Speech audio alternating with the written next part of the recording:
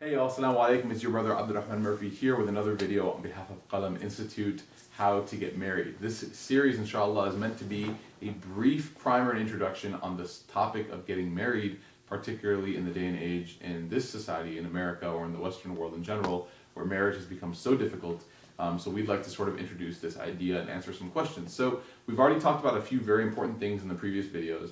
We talked about self-evaluation, we talked about parental integration, and we talked about the third thing, which is basically how to set yourself up in an environment where you perhaps might meet somebody who you can get to know, get married to, etc.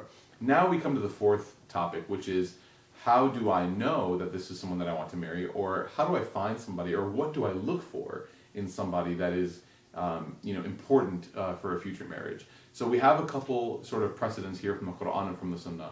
Allah subhanahu wa ta'ala, in the famous verse that talks about the purpose for relationships and the purpose for the spousal relationship, Allah subhanahu wa ta'ala says that He created from amongst ourselves azwajan litaskunu ilayha, that He made spouses that will bring tranquility and peace to us.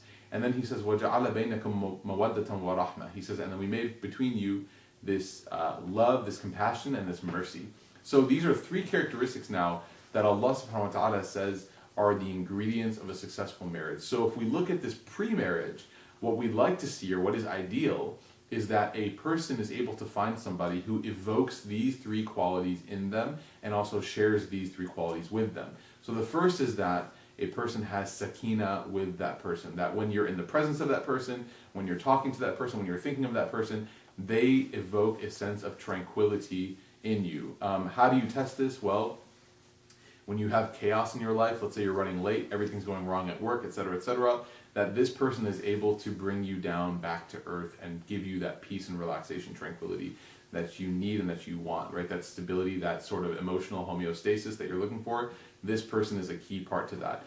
The second thing that Allah subhanahu wa ta'ala mentions is mawadda, which is this long-term, this long-lasting compassion, this love that's sort of mixed with mercy, and that sort of like allows for bumps along the road here and there. And so this person should evoke compassion within you, that when you see them, you feel this sort of love towards them that's very nurturing, that's very caring, that's very thoughtful, and things like that. And you should also feel that from them. And the next thing, and the last thing Allah subhanahu wa ta'ala mentions is rahmah, which is mercy, which is sort of like the social oil which makes the marriage sort of work clearly, just like, cars need oil so the engine can function properly. This is the sort of thing that makes the engine of a marriage work, which is mercy. And so when you're with this person, you should feel especially merciful, and you should also feel like they have that sense of mercy as well. So these are the things that Allah subhanahu wa ta'ala talks about, and these are the characteristics that He mentions to look for. Notice how He does not focus on money, on looks,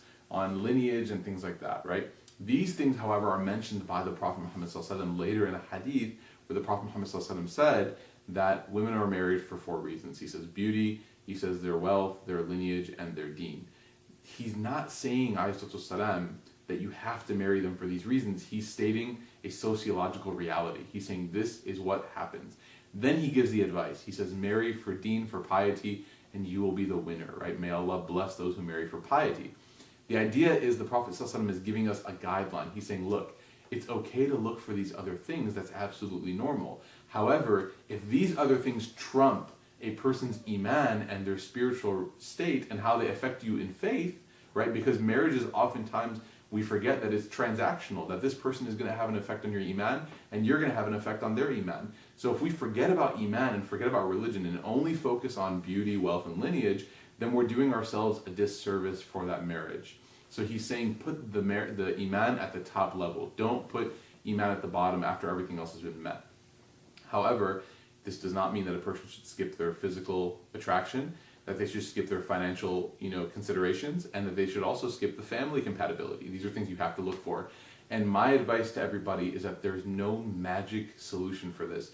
This is a very case-by-case scenario. Some people really want certain kinds of family backgrounds. Some people really want certain kinds of financial situations, and some are happy with perhaps less lucrative financial situations. They're very content with that. This is the reality that we have to be prepared for, and this is something that a person has to think about. And also, beauty is in the eye of the beholder. There is no sort of objective beauty, and we need to make sure of one thing, that we're not being tainted by the inundation of photoshopped people in movies and magazines and TV shows, both men and women, that's causing us to find natural, holistic, pure beauty to not be beautiful, right? We don't want to compare someone who's holistic, who's natural, who's beautiful to somebody who's been photoshopped and been scanned and changed and airbrushed, etc. It's going to skew our scale of objectivity, right? When we look at somebody, you don't want to compare somebody who's natural, beautifully pure with somebody who's appeared in a magazine. And so make sure that you're fair in this regard. But my final advice to you in this regard is that the Prophet Muhammad ﷺ, and first and foremost Allah subhanahu wa ta'ala, obviously through the Quran, have established general guidelines. He did not set down that you have to look for point A, B, C, and D. He said these are the reasons why. The only advice that they have given us, Allah subhanahu wa ta'ala and the Prophet Muhammad ﷺ, is to make sure that you put deen ahead of it. Make sure that deen becomes the sort of driving force behind all of it, and that person's character is very compatible. Remember, what is on the outside does not automatically link up to what is on the inside, so you need to make sure that you find someone who has that compatibility. Generally speaking, my rule of thumb is that if you enjoy spending time with them, it sounds like compatibility to me. So if you can enjoy spending time with this person, with having conversations with them, if their presence makes you feel happy, and you want to increase that presence in your life, and it's good and healthy for you, then that's a really good sign for compatibility. So again, this topic is super long and these videos are meant to be super short, but inshallah we can have more of this discussion later. Jazakumullah khairan. Now on to the next discussion, which is once I found that person and once our parents have allowed us to talk and get to know each other, what are those limits? What can we talk about? What should we talk about? And how long should this engagement process go on before we finally set a date and get married? What's healthy, what's not healthy, what's the ideal and what isn't? We'll talk about that in the next video. Jazakumullah khairan wa assalamu alaikum wa rahmatullah.